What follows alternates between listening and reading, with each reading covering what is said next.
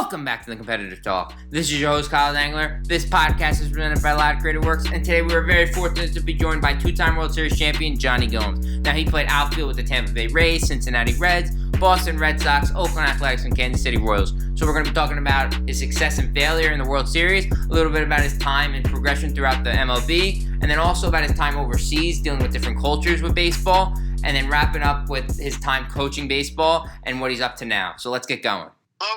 Hello, hi, how are you? Good, man. Good. So we're on the competitor talk right now. We're live right now, and we'll just get going. Sure. Yeah, so just, talking about your career, having a long career in the MLB. When you started off at Santa Rosa Junior College, your first year you batted 127, and you came back your sophomore season, batted 356 with 9 home runs. What kind of turned your career around there? Well, I guess I would just start with just almost selling my soul to the game. I remember I had my last game, and I remember just thinking, results-driven industry, right? I can't take any time off. I obviously have a lot of work to do. And thank goodness, man. I know, a lot of people might think so, but you never know when you're in good hands. And boy, was I in good hands at Santa Rosa Junior College with Damon Nylinger, who was the manager, hitting coach, hit guru, if you will.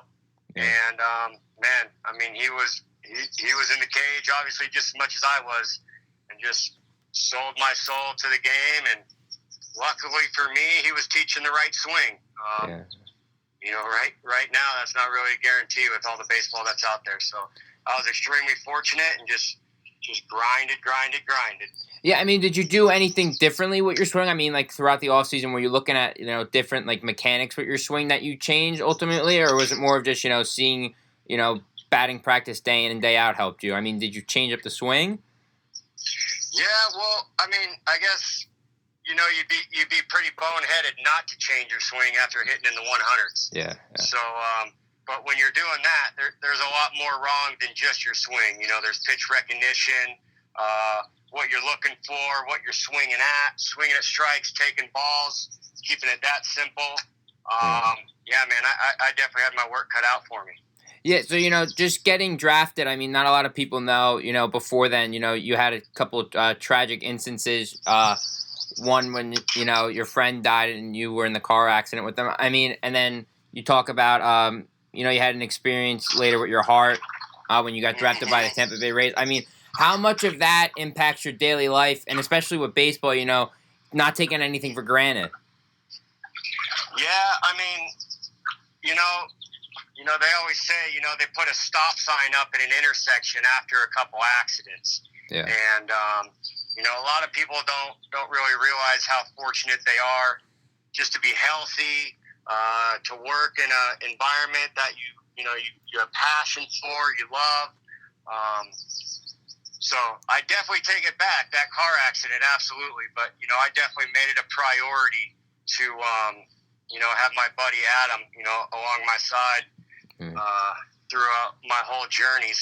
But, it put work ethic and life and health at the forefront real early in my life. Awesome. Yeah, so, just going up through the Tampa Bay Rays organization, 2003, 2004, you got a few games here and there, you weren't too productive. But then all of a sudden, 2005 rolls around, and you're playing over 100 games with them. You finished third in the Rookie of the Year voting, batted 282. Again, just talking about your progression over time, did you do anything differently there too? Or were you just more, in tune to the game as you got comfortable up there?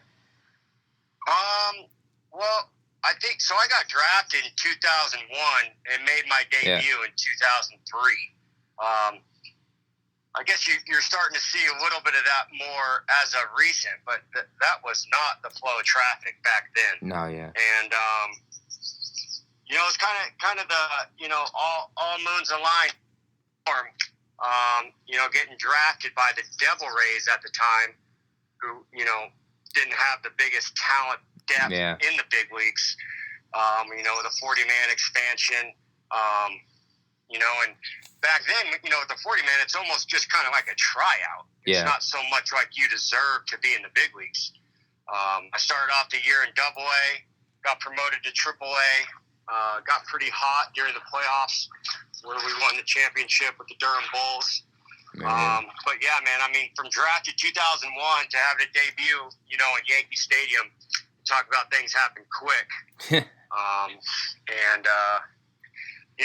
kind of goes with the saying that, I stick with. It's a lot harder to stick in the big leagues than it is to get to the big leagues.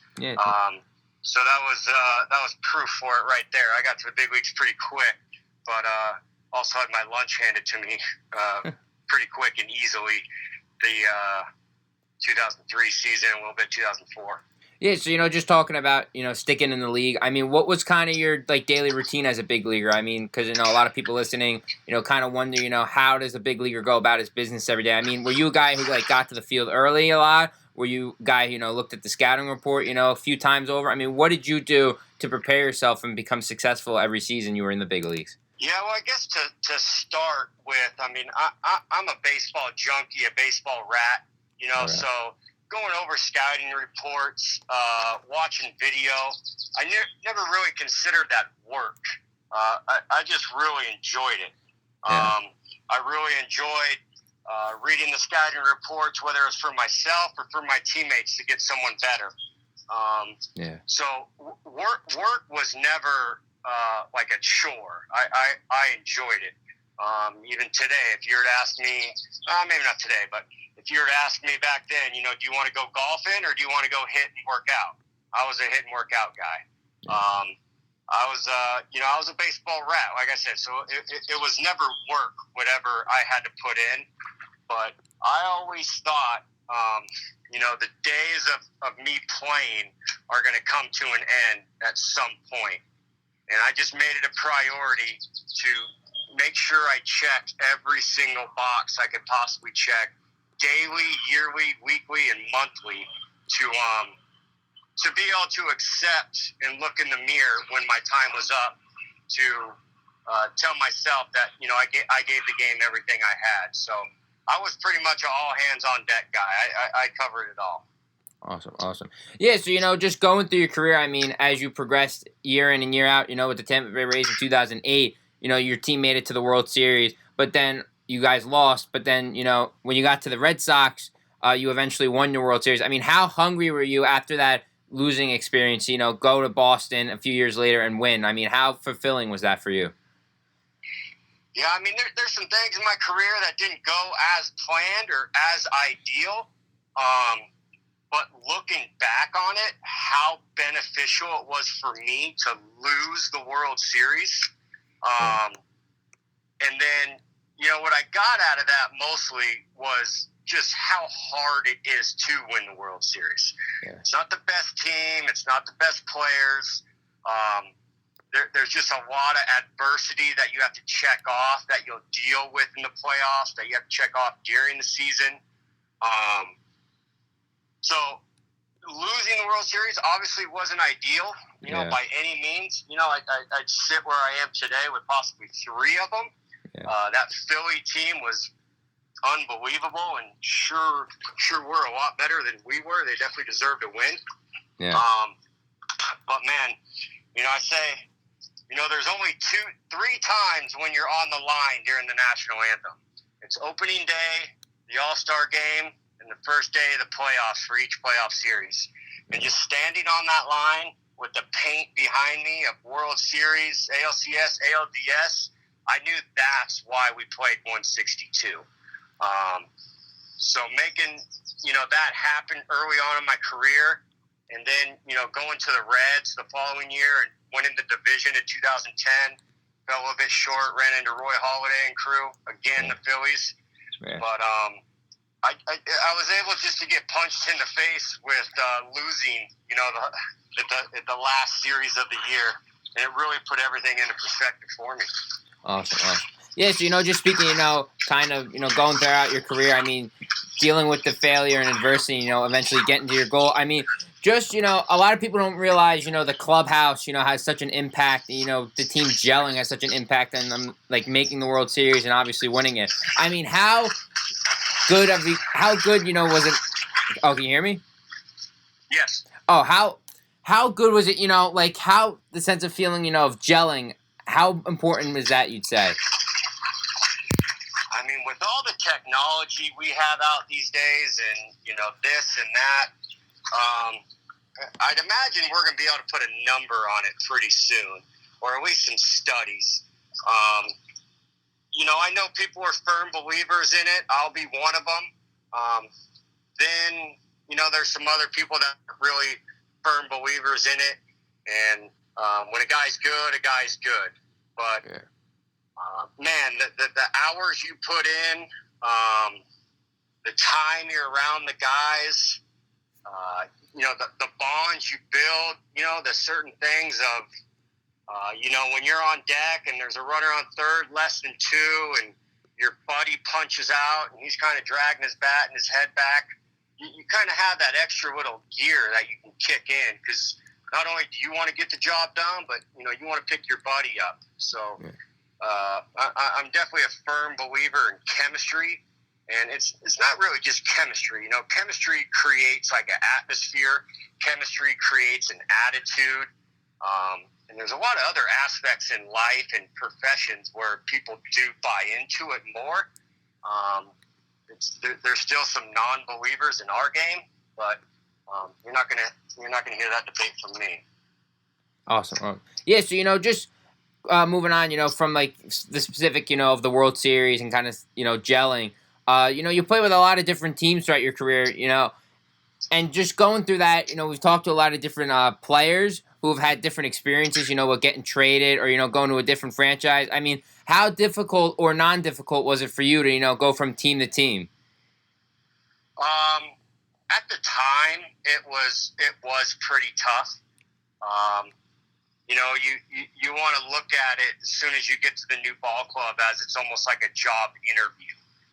Every single day is a job interview. Because you didn't get that build with them, that bond in spring training, because you haven't been around those guys, because they haven't seen you be hot and get in a slump and come out of it.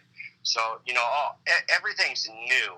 And then, the first time, getting traded to where thinking, your ball club's thinking they can be a better ball club without you. Yeah. That's kind of what I thought about, and then that was tough. Tough plane flight from Cincinnati to Washington, but getting Davey Johnson's office in Washington, and he made sure, and he told me, remember that we could have had anyone we wanted, not necessarily anyone, but we scouted you, we wanted you, and you're our guy. We want you. We want you to be good here. We want you to take us to the next level.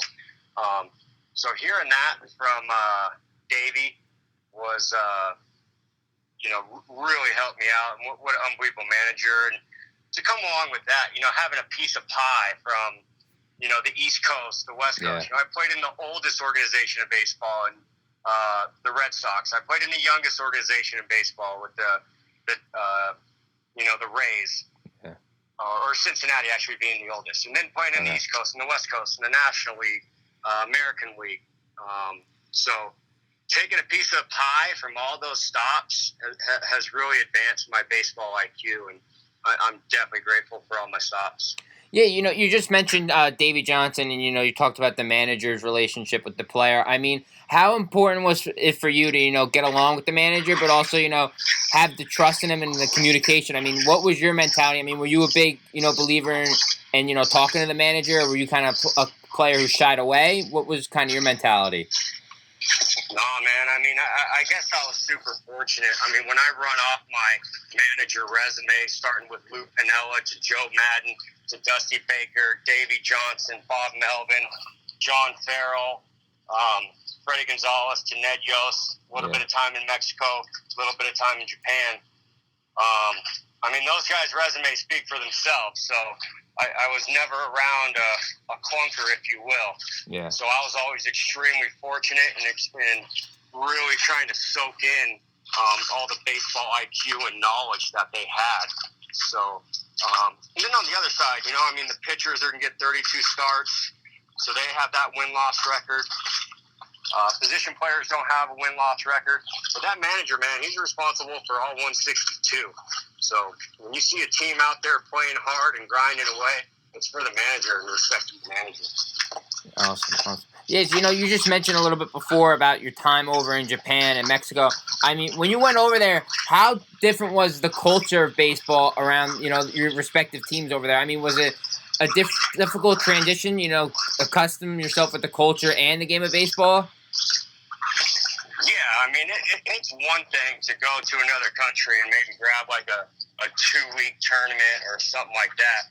But when you're living down there and you got to go to the grocery store, when you got to do the whole deal, it's a definite culture shock. That's for sure. But with that being said, my first time in Mexico, I was just going down there to get more reps, just to get better. I knew my game wasn't where I wanted it to be. And to a certain point in your career, there's only so many drills you can do. It just comes to a point of like you need reps. So that was my choice for going to Mexico. And then Japan, it was basically just, getting one more year under my belt. But most importantly, man, I just wanted to go over there and expand my baseball IQ. I always thought, you look at the WBC when they play it, Japan's 1, 2, or 3 every single year. Yeah, absolutely. But there's only a handful of great players that have come out of there, but they're the best team. So I had an opportunity to go over there, and I jumped on it, and really, really glad I went over there and expanded my baseball IQ. Awesome. Yeah, so, just after your playing career, you went into coaching. Can you want to just talk a little bit about, what your time with the Arizona Diamondbacks? Last year you were the rookie league hitting coach, and now this year you were just named the outfield and base running coordinator. So you want to just, talk a little bit about like what you've been doing for the team and, what you've been up to there? Yeah, I think first and foremost, if you're fortunate enough to win a title in this game, you understand how hard that is to do. If you're fortunate enough to play this game for a long time, like I was, I'm a firm believer, and you owe it to the game. You owe it to the next group of guys to give that information that you gather through along, your travels and time playing. Because there's so many drills you can do and so many books you can read, but man, majority of the information to succeed in the big leagues happens at the big league level during the game. So to be able to log those games, and be around the players that I was around, and I think I just owe it to the game, and I think it'd be pretty selfish of me not to give that information back that I gathered. Awesome. Yes, when you're speaking, about your experience and giving back information, what specifically do you look in as? Are you more of a guy who like approaches each player, with specific tips for them? How do you communicate with the players as a former player? Yeah, I tell you what. There's some information that works for everybody, but every single individual basically speaks their own language, and as a coach, you got to do your best for one to figure out what makes that player tick. And all of them are different. Maybe they're representing their family, they're representing their country, representing their hometown, trying to get a bunch of money, trying to win a title, trying to get famous, whatever it is. There's definitely not a right and a wrong answer if there is a drive. So you got to figure that kid out, and then, you go into your Rolodex and find out how to get to them. Yeah. So, just speaking a little bit about before you mentioned how fortunate enough you were to win 2 World Series. Looking back on your career, is there any specific moment that you would say, just curious, stands out to you? Well, obviously those World Series moments and holding the trophy and having the ring now definitely stand out. But what I wanted when I was young, what I wanted when I signed up, was just the opportunity to play in the big leagues, to get to the big leagues. Yeah. So a lot of the first stick out. My first hit, my first homer, my first appearance in the postseason. that is kind of what I always go back to as my most memorable moments. Yeah. So, just if you have a little bit more time, just one question I'm curious that talk to you about. Just the art of pinch hitting, because I know throughout your career, a few times, you pinch hit. How difficult is it to, go on the bench for 7, 8 innings, say, and then pinch hit? I mean, how do you have to prepare physically and mentally for that? Yeah. So I think in 2000, maybe 11, I was probably in the bottom 4% in the league of being the worst pinch hitter. Fast forward to 2012, 13, 14, to being one of the best. Yeah. So, I always question, when that, how do you do it? And I always mention, if there's something that you have to do, you'll figure it out. Yeah. So you have to put that on yourself to where, I have to figure this out. Not so much life on the line, unless you're into that, but, I have to climb this mountain. I have to go to work. I have to do this. You end up figuring it out. So individually, when you put that on yourself and put it at the front of your forehead to where you have to figure it out, you start thinking a little bit different. And I would start with pinch hitting is just like a huge thinking game. It's a huge thinking game. And to be successful at it, you can't just roll in, in the 6th, 7th, and 8th when it's your turn to pinch hit. You have to know the patterns because it's going to be a new pitcher, but chances are, the majority of the time, the catcher's been in there all game. So he knows the sequences. He knows what's working. He goes all this. You got to know the patterns going in. Pay attention to what he's done. The previous 0-0 counts, the previous 1-2 counts, and it's gonna pop up in your at bat. And most importantly, there's pinch hitting, but it's okay to walk. It's definitely okay to walk. And with that being said, everyone goes in there and just tries to hit a homer because pinch hitting homers rules the world. That's so cool. That's the best day at the yard ever. But there's not too many of those. So once you just get that out of your head that you're probably not going to hit a homer, let's just get the situation done. Whether it's get that runner in, get that runner over, maybe no one on 2 outs, got to get on base. So just understanding the situation that the manager's putting you in. Yeah, I mean, just talking about that, you mentioned going from the worst to one of the best. I mean, did you take a different approach mentally, throughout your career? Or was it just you more of, you got more experience and eventually, you kind of the light bulb switched? Yeah, I mean, so it's all about early success or early failure. So when you have early success, pinch hitting's easy. When you have early failure, pinch hitting's really hard and you can't do it. But then when you keep getting put in a situation, especially if you're in the National League, it's one of the things, man, you have to do it. Not only do you have to do it for the longevity of your career and, have that feather in your cap, but you got to have good pinch hitting to win. Yeah. So, yeah, it's a mindset, definitely. Like I said, pinch hitting is a big mind game. Awesome. Yeah, it's awesome. So, just, after your career, throughout your career, you've done a lot of charity work, in Tampa with the Boys and Girls Clubs.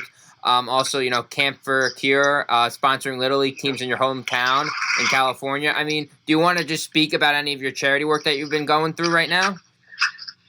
Yeah, man, I would love to have my, thumbprint on a lot of things that just can help people out.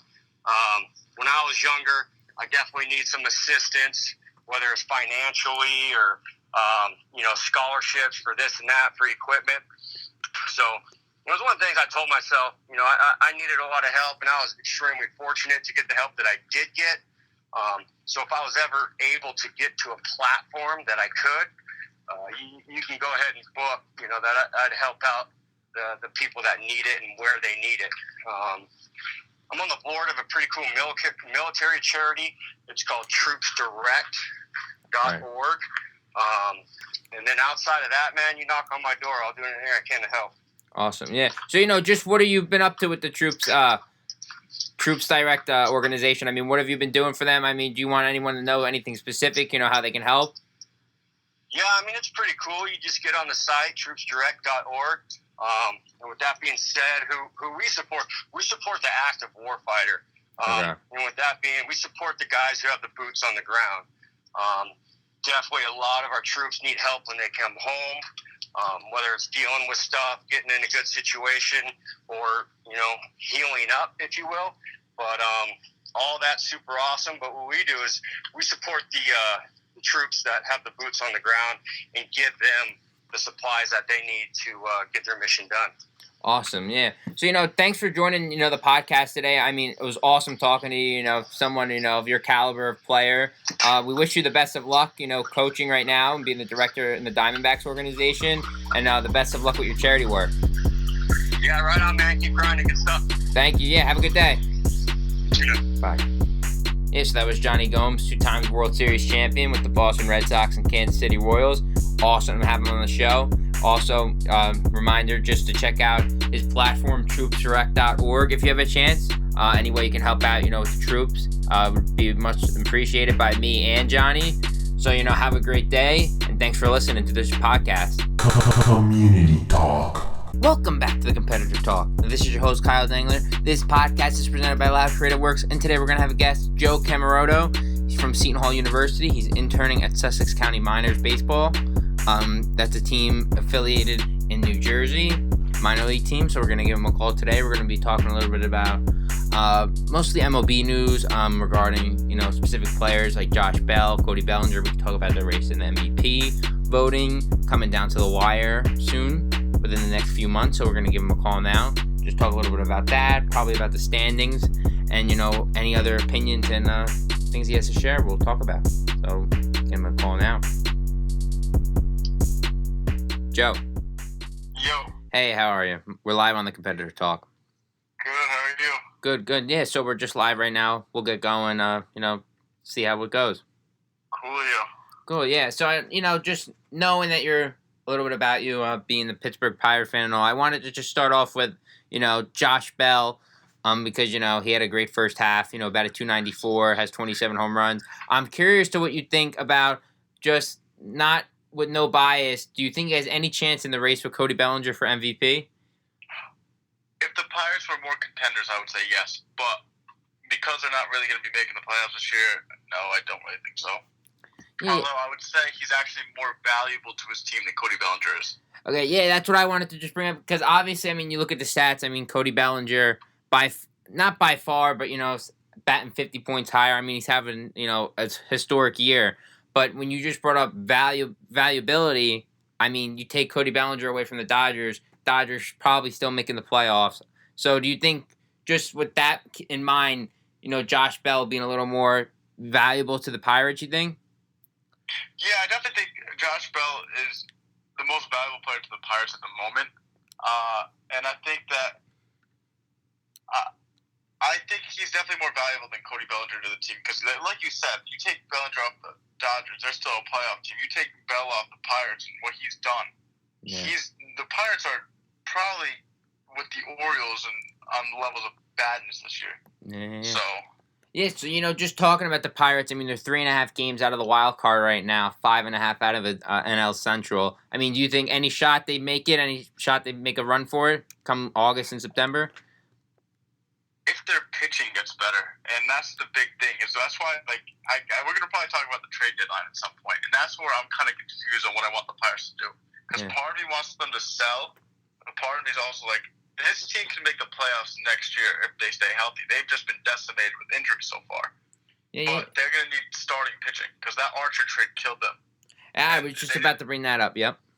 Yeah, so that Archer trade killed them, but, well, I don't know if they're going to buy a pitcher at the deadline, but if they're going to buy a pitcher, I don't want it to be a rental like Bumgarner. I want someone that has the years of control. So we'll see what happens. Yeah, you just brought up the Chris Archer trade. I just pulled up the stats, as we were kind of going through the Pirates. And just looking back at the trade, at the time, you think, oh, the Pirates maybe got a steal. Not too many people knew about Austin Meadows, and Tyler Glasnow was kind of coming into his own, but then looking at it this year, Chris Archer's having a career worst year, 5.42 ERA. Glasnow before he got injured, looking like a Cy Young candidate, and then you have Austin Meadows, who's an All-Star this year. How kind of decimated and kind of, change the franchise of the Pirates in the next few years do you think that trade made an impact on? Well, all right, so here's the thing. With the Meadows part, that hurts because I personally liked Meadows a lot, and I thought he was going to be a stud. But again, he's a corner outfielder, which is a replaceable position. Yeah. And if you look at it, we have Brian Reynolds right now, who really stepped up and is. You can make the argument. I'm not going to say. I don't know if I'm going to make the argument, but you can make the argument that he should win Rookie of the Year in the NL. Brian Reynolds right now. And so he's lessening the blow of the Meadows part.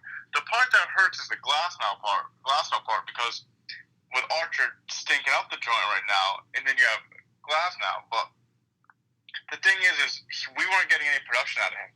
He was. If you look at his stats, the Pirates gave him so many chances, and he just couldn't get going to the point where he was a bullpen arm when we traded him. Now the thing is that I noticed right before we did trade him that he was starting to look better, and he apparently.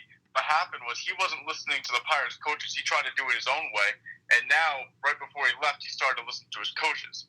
So that does hurt knowing that. Another thing is that I was cool with the trade at the time because at that point, we just came off like an 11-game win streak, and we were starting to push towards the playoffs. So Archer's a guy who, like I said before, had years of control for you, and he has that reputation of being a pitcher who could get stuff done. And done a good job in the past of turning pitchers around. Francisco Liriano used to not be one of the best pitchers in the league for sure, and we turned him into someone who started multiple wild card games for us. So it was a risky trade, but it was something that the fans needed because the fans always get on ownership for not buying and always trying to save money and not investing in the team. So it burned them, but I think Brian Reynolds. If he keeps up what he's doing right now, it'll definitely lessen the blow of the trade. Yeah, it's interesting you brought up Brian Reynolds just because, I wasn't too inclined to, hearing about him until you just mentioned him and I pulled up his stats. I mean, 339, 7 home runs, 34 RBIs isn't something to shy your eye away from. I mean, kind of, the impact just there. I mean, besides that, if you plug in Brian Reynolds for Meadows, it's just an Archer for Glasnow. So I see your point that, even though Archer isn't having a good year, the blow's definitely lessened by that. Yeah. Yeah. So, and also another thing with that is that we're probably going to trade Corey Dickerson at the trade deadline too. And Dickerson's not having the best year. He was injured, but we're still going to be able to get a decent return for him too. So we'll see what happens there too. Yeah. Because Reynolds looking like a stud right now. Yeah. I mean, just being with the Pirates, knowing their franchise, they've been relatively a stagnant team come trade deadline. I mean, you look at it, they're not buyers, they're not sellers, they're kind of just, in the middle of the pack. So I'm interested to see, when they made that Archer deal, kind of lit a spark under the team. But then, this year, obviously, he's not having a good year. So I'm curious, do you think the Pirates will sell or buy, in your opinion? I don't know. I kind of want us to sell a little bit. And here's, if we can... Now, one guy I'd be interested in selling is one of my favorite players, Felipe Vasquez. And if we can, maybe to the Dodgers, if we can get like some stud from the farm system over there, because they need a closer right now, I'd trade him. But other than that, I kind of want us to stay pat because, closers are replaceable, and I want us to trade Dickerson because, we could probably get something good out of him. But I don't want to have a big sell because, we get Tyone back next year. He's on the 60-day DL right now, I think, and I don't really know if he's going to come back this year. So I think that next year, if we could just get another starting pitcher at some point that's decent, like back-end starter, we should be able to make a playoff for next year. Yeah, we're healthy and everything. Yeah, that's interesting, just talking, bringing up Felipe Vasquez. Obviously, all-star the past few years. Lights-out closer, has a 2.01 ERA this year. It's interesting that you brought up the Dodgers because, you've seen the last 2 years, they keep on making it to the World Series, but, Jansen's been having problems as of late. So definitely with the Dodgers, looking at their prospect list, their first 2 prospects are position players, but then their third prospect's a right-handed pitcher, and then their 5th is also. So definitely, that could be, franchise changing if they can get 1 or 2 of those guys. Yeah. And closer's always a replaceable position too. You could put Rich Rod in there if you're the Pirates. He's getting better. He had a rough start to the year, but he's looking really good now. And even Kyle Crick isn't the best right now, but you can look at him. So, I mean, I would not be. Although Felipe Vasquez is like my favorite player on the team, if we could get if we could police some team out of some of their prospects, I'm all for it. Yeah, just talking about the Pirates too a few years ago, making the playoffs. The past couple of years, I mean, they were in the wild card game a few years ago against the Reds, kind of stuff like that. All of a sudden, McCutchen kind of has a down year. Then he goes away. So did Garrett Cole. Then Garrett. People forget about that. Garrett Cole was supposed to be our ace, and he didn't pitch like an ace at all. He pitched like a 3-4 starter.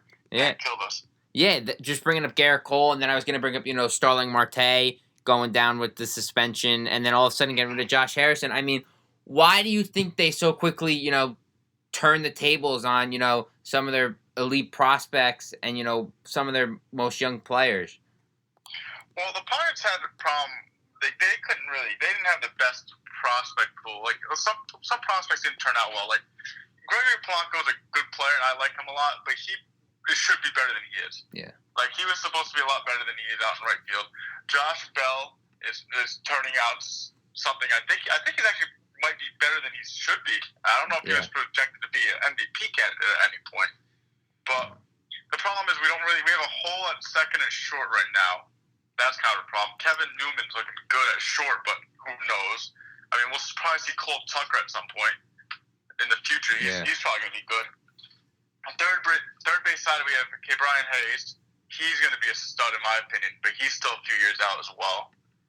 Second base is where we have the biggest problem right now because Adam Frazier, very bad right now. We don't really have a second baseman at the moment. Yeah, I mean, just looking at the Pirates, I mean, they have a lot of young talent, as you can see, just looking at the stats. I mean, Adam Frazier's always been that player, who can hit a little bit for average, but, he's not going to bring the pop and, the RBIs that the second base position has come to. And he's not good in the field, to put it lightly. He's just not really good in the field. Yeah. So, just going off of the Pirates, I mean, you look at the Orioles, the Detroit Tigers, I mean, they're having, not to put it blunt, but, pretty horrible years. I mean, looking at the top of the list, I mean, you got in the AL, you got the Yankees, the Astros, the Red Sox. I mean, who do you think should be selling? Who do you think should be buying in the AL? I mean, who do you want to see the Yankees go get? Do you want to see the Red Sox go get anyone to kind of make a push? What are you thinking? Yankees, I think they should get Stroman. I think they should try to make a push to get Stroman to get that one more pitcher in there. Yeah, I mean, do you think Stroman even over, say, a Bumgarner or, a Matt Boyd? Yeah, I think Bumgarner's over the hill at this point. Like, people are saying, there's people going back to the Pirates because people want Bumgarner. I'm like, no, don't get Bumgarner. I don't really think he's what he used to be. Yeah. And for only a 1-year rental, who knows if he's going to want to stay? And Yankee Stadium is a hitter's ballpark. Who knows how he's going to face over there? And he can fluster easily, as we see with Machado when people just do a slight little looking at the ball. Next thing you know, he's getting angry and yelling at people. You don't really want someone who's going to lose their cool in a playoff game. Yeah, I mean, do you think, speaking of the Yankees, I mean, obviously, they're leading the AL East, I mean, by a pretty good margin. I mean, do you think the Red Sox can make a push there? Or even the Tampa Bay Rays? I think the Rays are going to get into the playoffs for sure. I think they're going to get the wild card. But I think this is the Yankees division. Yeah.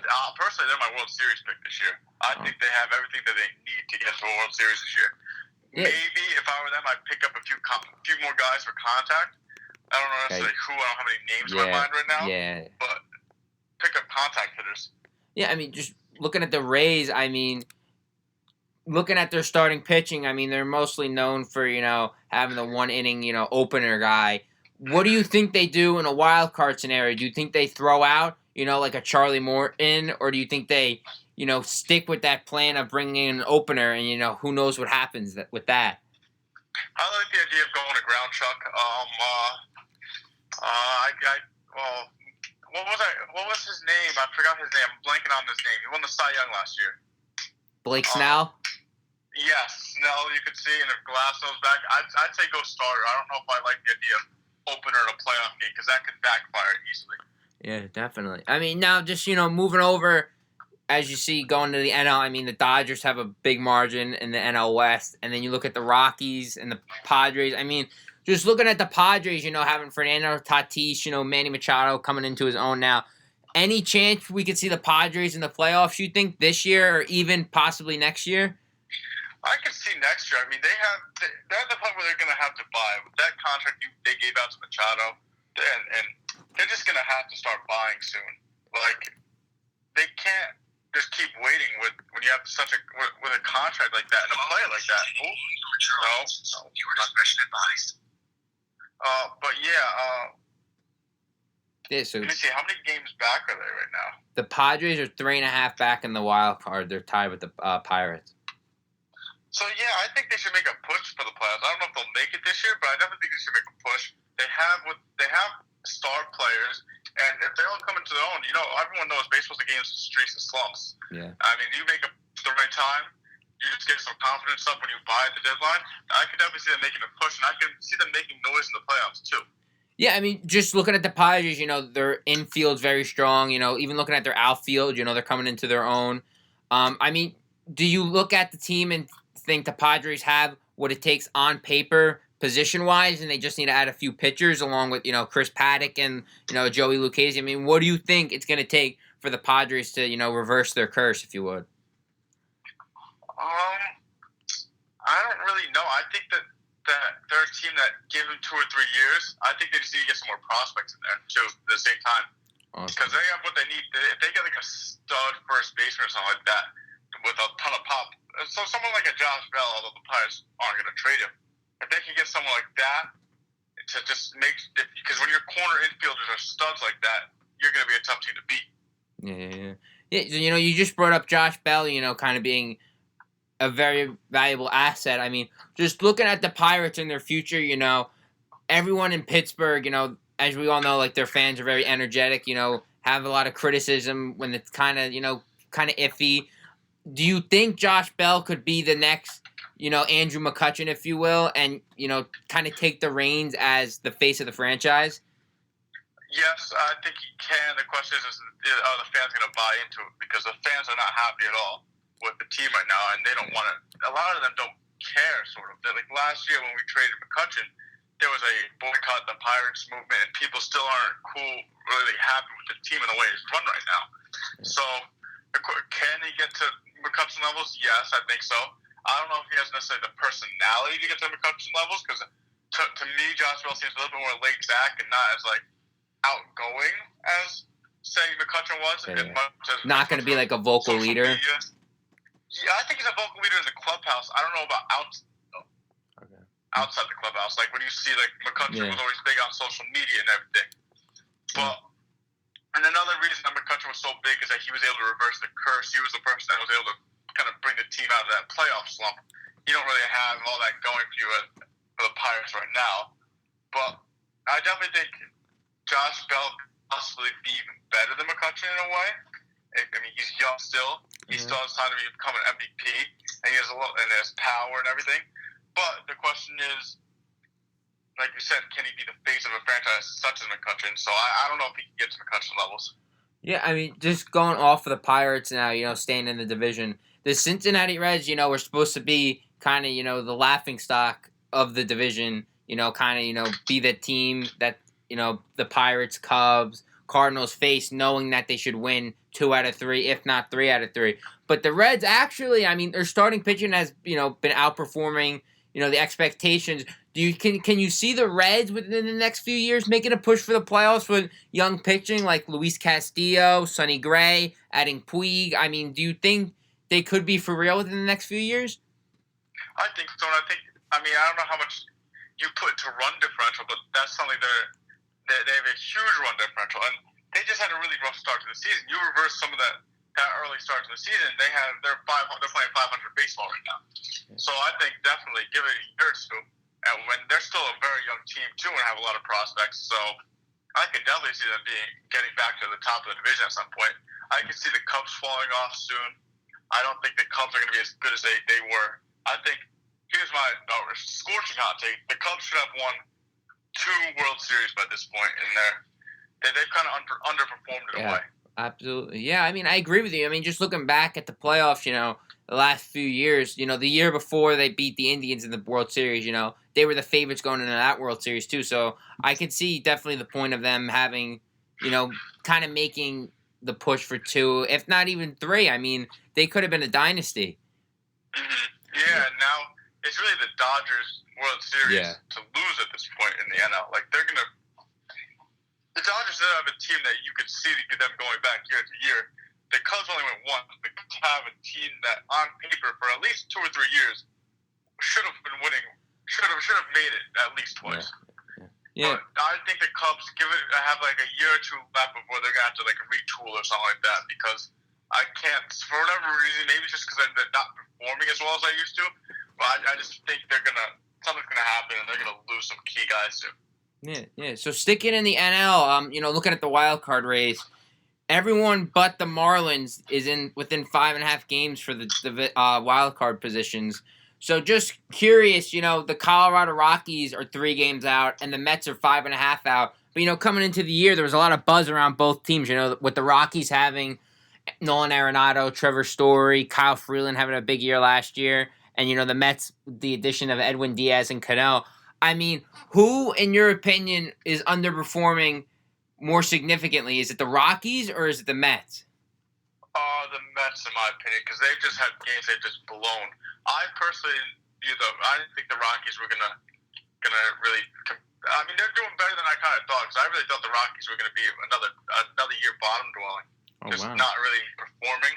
But the Mets, I kind of thought their pitching, if they now have Cano, they can start hitting, and that goes along with their elite pitching that they've had in past years. They should be able to make a run. And I thought they might have a chance of winning their division, but the bullpen's been awful. Their hitting has not been good. I mean, Pete Alonso's a stud. Yeah, absolutely. The Mets have just been awful to watch so far. Yeah. And my grandfather's a big Mets fan, and I just feel bad for him and all Mets fans right now. Yeah, I mean, I think, I'm not completely sure, but I think they've blown over about 20 saves. I mean, and if they saved, I think, half of them, they'd be within, the division, like the top 2 or 3. I mean, so definitely, the bullpen's been struggling. But also looking at that, the starting pitching hasn't been, performing as well as it should. Looking at Syndergaard, DeGrom. I mean, they were supposed to be the next 1-2 in the, on all of baseball, along with Steven Matz. Do you think it's time to maybe sell a Syndergaard or Zach Wheeler? You think their time's up in New York? I don't know, because you can always have them bounce back. I mean, one bad year is one bad year, but this has been really bad, and these guys shouldn't be pitching as poorly. They can find prospects for them, definitely sell, because this Mets team isn't making the playoffs for a little bit, because that Cano contract, I think they were kind of like, let's try to win now mode, because he's not getting any younger, and he's not performing to what a lot of people wanted him to do. So I wouldn't be opposed to them selling. Personally, I think the Mets should just blow up the whole team. Keep Alonso and DeGrom and just basically sell everyone else, because just retool for 2022 to 24, because this team is not winning anything. Awesome. Yeah, so, just talking, before, we get into the final stages of the interview, just talking about the playoffs, before we do that, I just wanted to bring up if you have any thoughts on the Cleveland Indians, because, a few weeks ago, all over the news was, the Indians are going to lose the division, and they're going to either trade Bauer or, Carlos Carrasco, or trade even Francisco Lindor, just because they don't know if they can be able to sign him when he's a free agent. I mean, how well do you think they've bounced back? And since they've bounced back now, being in the wild card race, do you think there's any chance they make a push? So I actually wrote about this the other day. I think the Twins are going to win the division. I think the Twins are. The Indians are making a push back, but the Indians are going to get, at some point, no matter what they do, are going to fall into the Kansas City Royals, what they did. As a small market team, after your time is up, you're going to have a time where you're just going to stink, because you just can't keep paying everyone. And that's what the Indians are going to be at the point.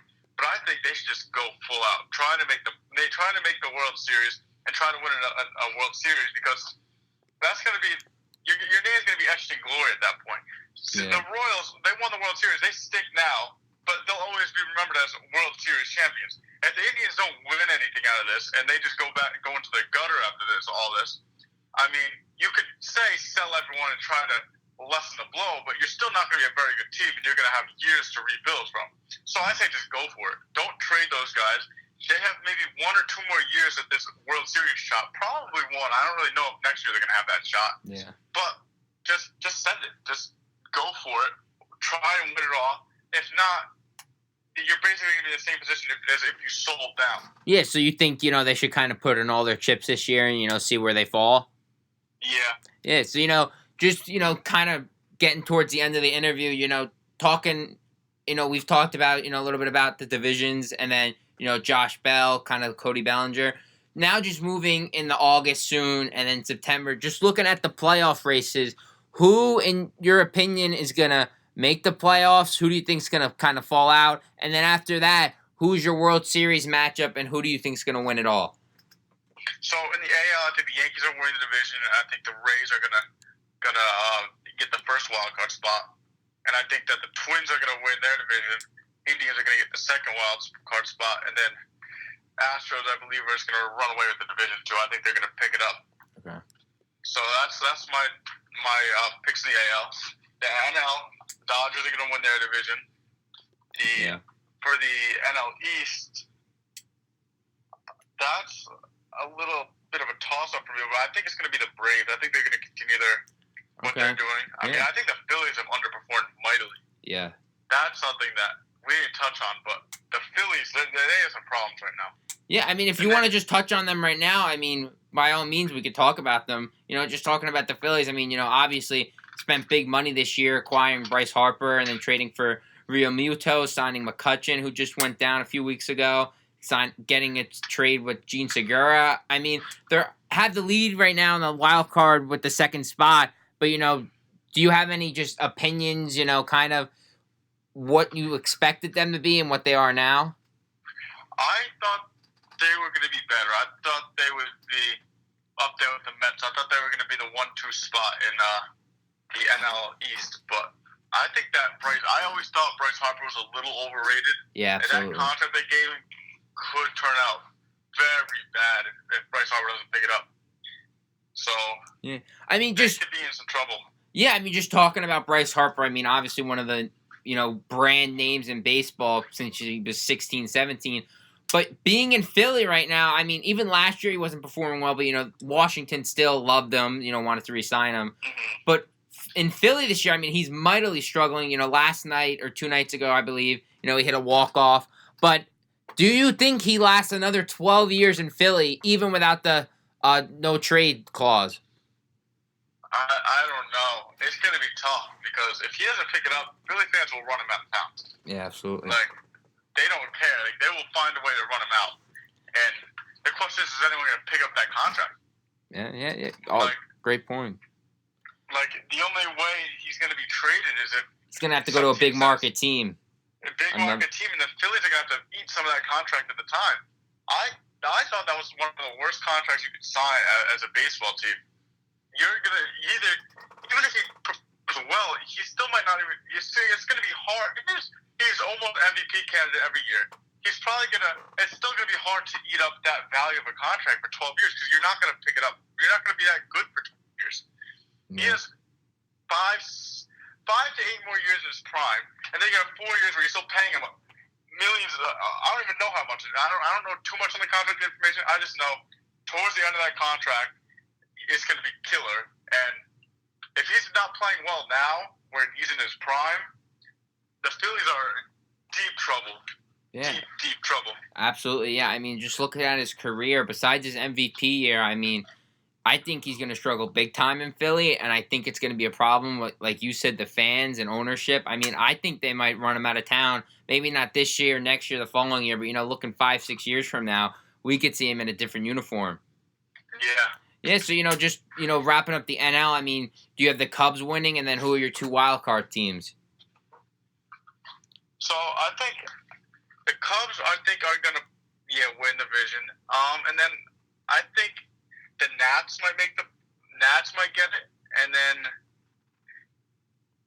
the Brewers, I think. But the Cardinals can make a push too. But you think the Brewers get in?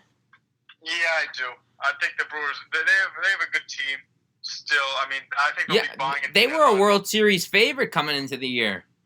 Yeah, the NL Central's been bad these past few years, and as a Pirates fan, that hurts just considering the year we won 98 games, we had a wild card spot. Yeah. So, and now 98 games would blow away the NL Central. Yeah. It's just tough luck, but Yeah. that happens. Yeah, so, just going through that, I mean, we don't have to go through every matchup, fill out like a bracket, if you will. I mean, but just in your opinion, who do you have going to the World Series in the NL? You said before you have the AL as the Yankees and them winning it all, but who do you think the Yankees are going to match up against?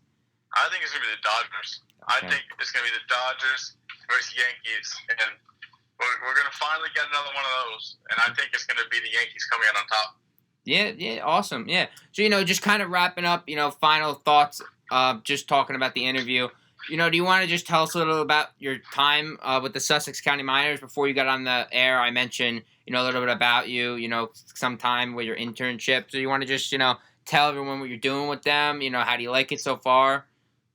Yeah, so I love it. It's a really helpful internship. As there's times where I do video, so I'll be in the third base pit or first base pit, and I'll record some of the game for where it's getting streamed online. And then such as on Sunday, where I was actually on the air, and I did a little bit of play-by-play and color for the game. So it's really helpful in what I want to do, because I'd like to be able to get to be a play-by-play person, or just be on the radio at some point for a sports team. So it's really helpful, and I love it out there. And the team's really good too. They're probably going to win the Can-Am again. Awesome. Yeah, I mean, just talking, like we're doing this right now, I mean, that's awesome, hearing that, you've been doing this so far at such a young age, broadcasting, doing different things within the organization, recording. So it's great to hear. Thanks for coming on the air, and, we'll see you soon. See you, broski. See you. Have a good day. You too. Bye. Yeah, so that was Joe Cammarota, Sussex County Miners intern. We wish him the best of luck, in school. Hopefully we see him on the air, with a major league team or, a minor league team within the next few years. And hopefully, we hear him broadcasting soon. Have a good day.